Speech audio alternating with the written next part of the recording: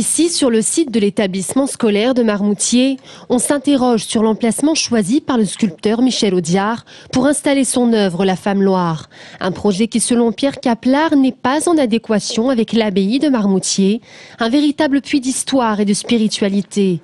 S'il n'est pas contre le projet lui-même, il refuse que cet emplacement soit retenu par l'artiste. À l'emplacement du lieu, on s'interroge sur qu'est-ce que on va devoir mettre autour de cette statue, puisque M. Audiard veut qu'elle soit donc visitable.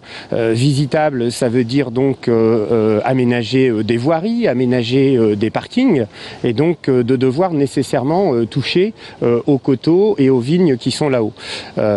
Et donc là aussi, on s'interroge. Au-delà de la valeur historique, le projet suscite un problème écologique puisque les coteaux qui surplombent l'abbaye s'affaissent d'année en année. Toutefois, selon Bruno Lavillette, la Femme de Loire permettrait le dialogue de deux cultures, celle du passé et celle de la modernité. Pour moi, ça va être tout simplement un marqueur d'identité. Je trouve que la Touraine, en règle générale, hormis ses châteaux qui sont absolument magnifiques, doit avoir un marqueur d'identité.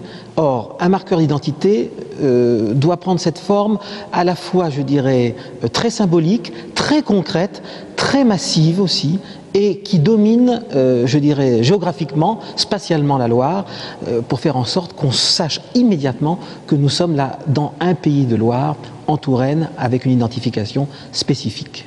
La Femme de Loire pourrait accueillir de nombreuses manifestations culturelles. Dès le mois de juin, il est prévu que la première pierre soit posée.